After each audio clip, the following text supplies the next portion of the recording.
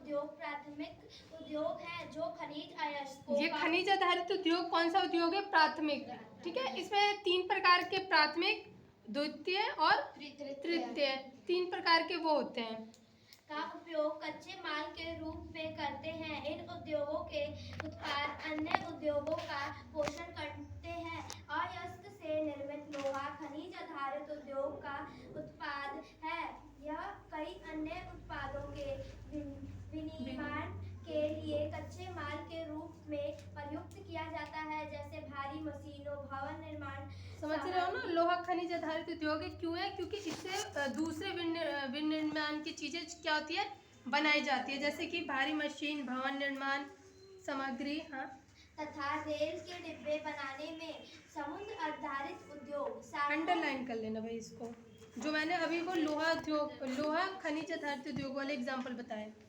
सागरों और महासागरों से प्राप्त उत्पादों का उपयोग कच्चे माल के रूप में करते हैं। समुद्री खाद्य प्रसंस्करण उद्योग को और मत्स्य तेल निर्माण इसके कुछ उदाहरण हैं। वन आधारित उद्योग वनों से प्राप्त। समुद्र आधारित उद्योग के एग्जाम्पल बताओ, क्या अभी पढ़ा उसने? पढ़ के बताओ तुम ही लोग अब।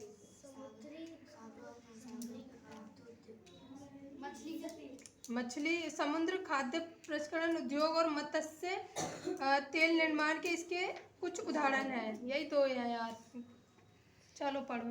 वनों से प्राप्त उत्पाद का उपयोग कच्चे माल के रूप में करते हैं। लुगदी एवं कागज, औषध, रसायन, फर्नीचर और भवन निर्माण वनों से संबंधित। वन आधारित उद्योग के तो एग्जाम्पल बता ही दोगे, लकड़ी हो गया, कागज अभी बताया मैंने तुम लोगों को, और भवन निर्माण में जो लकड़ियाँ यूज होती है वो चीज हो गई एक, ठीक है, फर्नीचर, ये सब ठीक है। आकार उद्योग के आकार का तात्पर्य निवेश की गई पूंजी की राशि, नियोजित लोगों की संख्या। अब जैसे कि कोई उद्योग है तो उसका कितना बड़ा आकार है, कितने मतलब कैसा उद्योग है, बड़ा है छोटा है, उसी चीज को क्या कह रहे हैं? आकार कह रहा है। ठीक है, की मात्रा से है। आकार के आधार पर उद्योग को 2 भागों में बांटा जा सकता है, लघु आकार के उद्योग और बृहद आकार के उद्योग। कुटीर या घरेलू उद्योग छोटे पैमाने के उद्योग हैं जिसमें दस्तकारों के द्वारा उत्पादों का निर्माण हाथ से होता है। टोकरी बुनाई, मिट्टी। ठीक है, ये टोकरी बुनाई, मिट्टी के बर्तन और अन्य जैसे ये सारे जो चीजें हैं वो कुटीर या घरेलू उद्योग के एग्जाम्पल हो जाएंगे, जो खुद ही लोग हाथ से बना के और उसके बाद उसे क्या करते हैं? उसे बेचते हैं।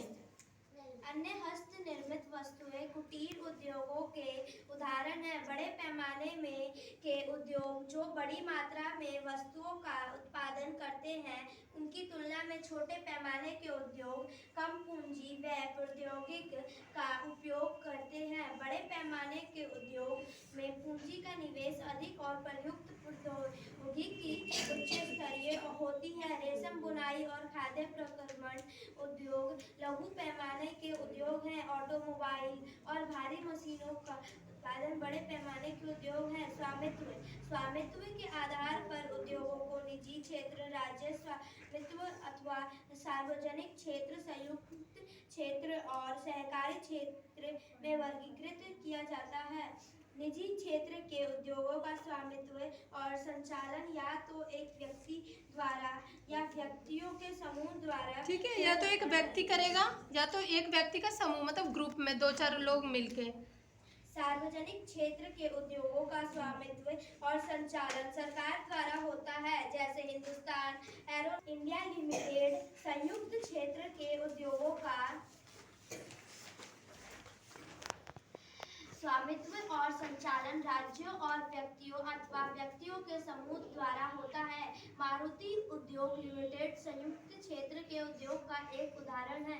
सहकारी क्षेत्र के उद्योग का स्वामित्व और संचालन कच्चे माल के उत्पादकों या पूर्तिकारी कामगारों अथवा दोनों द्वारा होता है। आनंद मिल्क यूनियन लिमिटेड। इन सारे चीजों के ना जो एग्जाम्पल बता रहे हैं वो इम्पोर्टेंट है, वो एक एक नंबर में आएंगे तुम्हारे एग्जाम में। ऐसे पूछ लेंगे कि जो है सहकारी क्षेत्र के उद्योग के एग्जाम्पल बताओ, ठीक है, तो तुम्हें इनका नाम लिखना पड़ेगा।